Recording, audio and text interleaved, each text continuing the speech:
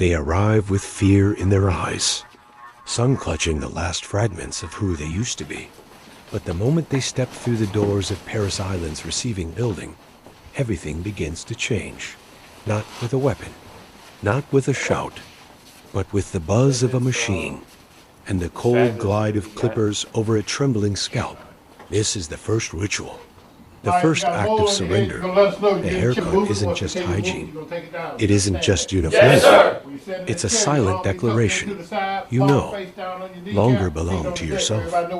One by one, identities fall to the floor like forgotten strands of yesterday. Gone are the styles they chose.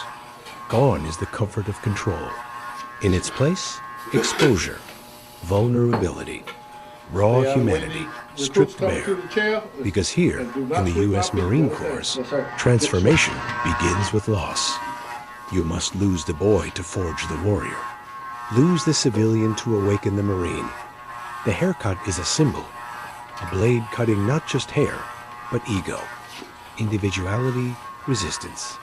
It is a baptism not of water, but of steel dot, and as the blade passes over them, it whispers silently, "You are nothing now, but you will become something." The room is sterile, cold, stripped of mirrors, of distraction, of choice. Only the clippers hum, mechanical, merciless, efficient. Some flinch, some stare into nothingness. Others lock their jaws, already fighting the inner war, but all are being marked. Not physically, spiritually, etched by discipline, initiated into transformation. It's easy to overlook this moment. Just a haircut, right? But ask any Marine, and they will remember. Not because of pain, but because it was the moment they stopped being just a person and started becoming property of a higher calling. Every week, that haircut is repeated, not out of vanity, but out of necessity, to remind them you are not finished. You are being shaped again and again, until the discipline is deeper than your skin, until obedience is instinct, until brotherhood is blood. Hair grows, but so does pride. So the blade returns, to keep them low, to keep them leveled, to keep them focused, because the mission demands men who move as one, not as individuals, not as rebels, but as a unit. In that chair, no one is special, no one is different. And that's the point, because a Marine is not made by comfort. A Marine is forged in conformity, tempered by structure, and awakened through the slow erosion of self. You do not join the Marine Corps to stay who you are. You come here to become something more.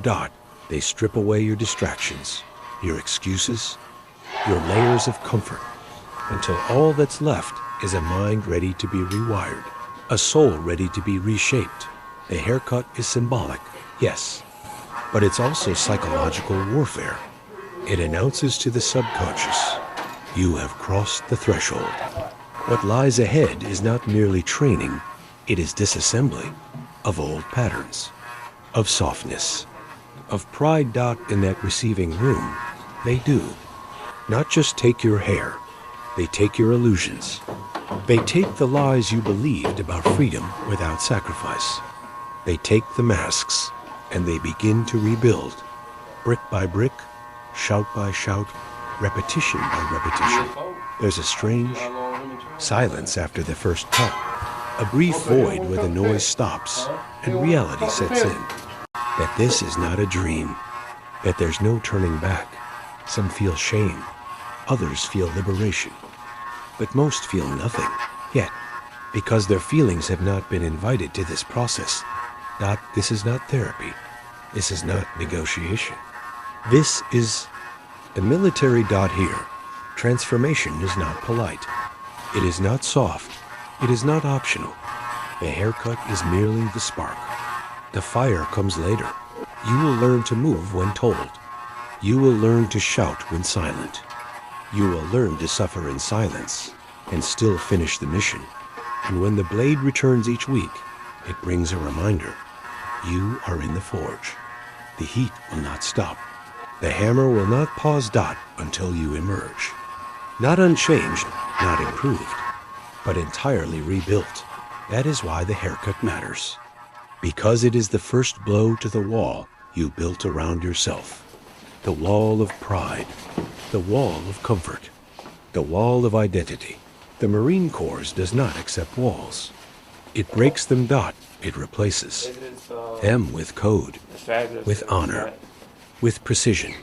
And it all begins with the sound of hair hitting the floor. There are recruits who came with big ideas of who they were. Yes, sir. Athletes, musicians, scholars. They all end up in the same chair, same haircut, Yes, sir. same stare dot, because on this island, you are not your resume. You are not your past. You are only what you choose to endure. And in that way, the haircut is a gift. It frees you. It exposes you. It dares you not to go deeper, to fight harder, to become a United States Marine. And that transformation, it begins not with glory, but with surrender, not with victory, but with silence, not with cheering crowds, but with the hum of clippers and the whisper of self being left behind. You don't forget your first haircut, because that's the day the mission truly begins. And nothing, not even your reflection, will ever look the same again.